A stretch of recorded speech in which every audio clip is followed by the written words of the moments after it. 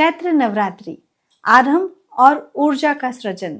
यह केवल एक त्योहार नहीं है, बल्कि ऊर्जा के नए द्वार खोलने का स्रोत है।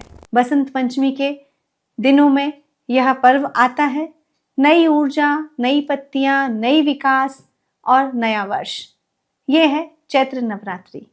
ये हमें आध्यात्मिक ऊर्जा से जोड़ता है, ये हमें आत्मिक ऊर्जा से जोड़ता है और हमें हमारे जीवन के लिए एक सही दिशा देने का काम करता है। चैत्र नवरात्रि या नवरात्र का माँ का पर्व, जैसा कि आप सभी जानते हैं कि नवरात्र का पर्व 9 दिनों का होता है। अलग अलग दिन अलग अलग देवी की पूजा की जाती है। तो अब हम जानते हैं कि किस दिन किस देवी की पूजा और किस विधान से करना चाहिए हम सभी को, जिससे हम और अधिक ऊर्जा का सार पा सके। सबसे पहला दिन जो आता है वो होता है माँ शैलपुत्री का। माँ शैलपुत्री हिमालय पर्वत की पुत्री थी और उनके लिए घट स्थापना करें। सबसे पहले पूजा के लिए घी का दीपक जलाएं। उस दिन हम लोग ओम देवी शैलपुत्रे नमः का पाठ करें और मीठे मिष्ठान का भोग लगाएं और माँ से प्रार्थना करें कि हमारे जीवन में स्थिरता और आत्मीय शांति दें। दूसरा दिन आता है माँ ब्रह्मचारिणी देवी का। माँ ब्रह्मचारिणी देवी तप और संयम की देवी हैं। इस दिन हम सफेद स्वच्छ कपड़े पहने, सफेद फूल माँ को चढ़ाएं, गाय के घी का दीपक जलाएं और धूप दीप से माँ की आरती करें। ओम देवी ब्रह्मचारिणी नमः का मंत्रों का जाप करें, वो हमारे लिए बहुत अच्छे रहेंगे। सफेद मिठाई का भोग लगाएं और धैर्य और साधना की शक्ति की माँ से उपासना करें। तीसरा दिन आता है माँ चंद्रघंटा देवी का। चंद्रघंटा देवी दुर्गा माँ का करुणामयी स्वरूप है। इनके मस्तक पर चंद्र के समान तेज है। तो इस दिन सभी लोगों को थोड़ी देर चंद्रमा की रोशनी में जरूर बैठना चाहिए। माँ की शांति से पूजा करें, मौन ध्यान करें और माँ के लिए यह निगेटिविटी से दूर करने की माँ से अपने आप को प्रार्थना करें। ओम देवी चंद्र घंटाए नमः मंत्र का सभी लोग जाप करें, वो इनके लिए बहुत अच्छा रहेगा। चौथा दिन आता है माँ कुष्मांडा देवी का। कुष्मांडा देवी का छोटा सा अर्थ निकलता है। कु मतलब छोटा, ऊष्मा मतलब ऊर्जा या ऊष्मा और अंड मतलब ब्रह्मांड। इसका मतलब जिन्होंने अपनी हल्की मुस्कान से पूरे ब्रह्मांड की रचना की, वो है कुष्मांडा देवी। इस दिन अष्टभुजी माता की प्रार्थना हमें करनी चाहिए ताकि हमारे जीवन में ऊर्जा, स्वास्थ्य और समृद्धि बनी रहे। पूजन विधि हमें वही करनी है। सुबह स्नान करें, साफ कपड़े पहने, माँ को सफेद पुष्प लगाएं और येलो और ऑरेंज कलर के कपड़े पहने, वो बहुत अच्छे रहेंगे।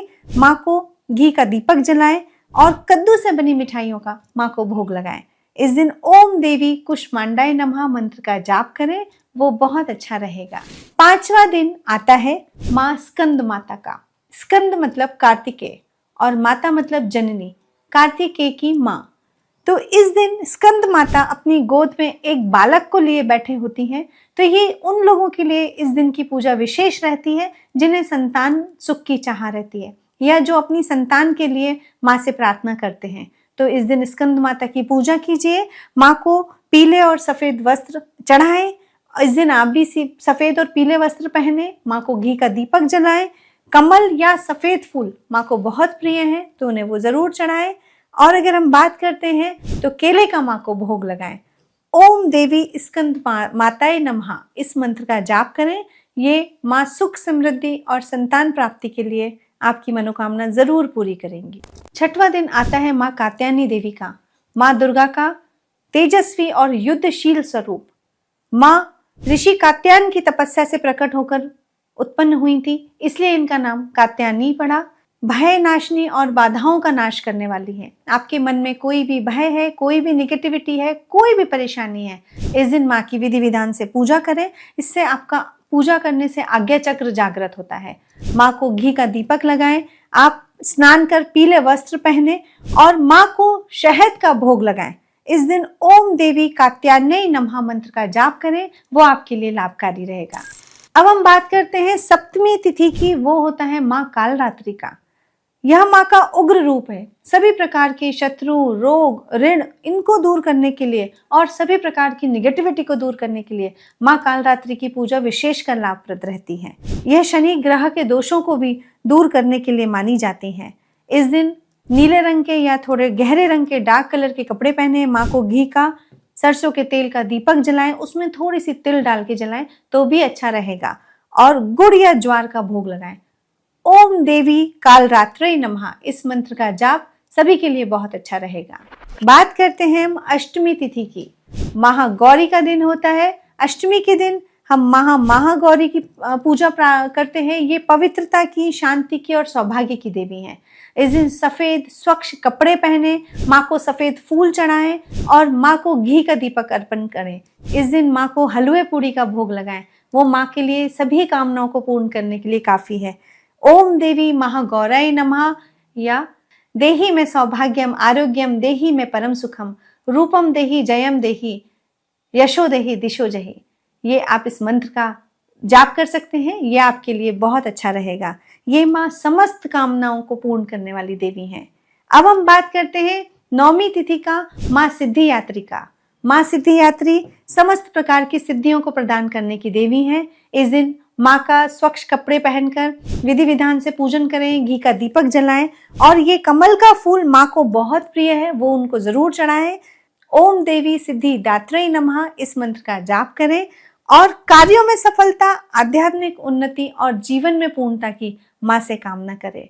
10वां दिन आएगा रामनवमी का। इस दिन भगवान श्री राम अवतरित हुए थे और इस दिन बहुत ही मनचाही सारी मनोकामनाएं पूर्ण होती हैं।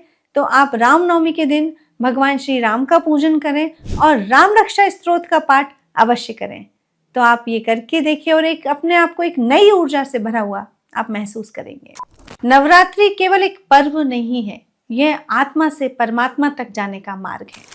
आप मुझे इसी तरीके की आगे की अच्छी जानकारियों के लिए फॉलो करें, बेल आइकन दबाएं, सब्सक्राइब करें, लाइक करें, शेयर करें।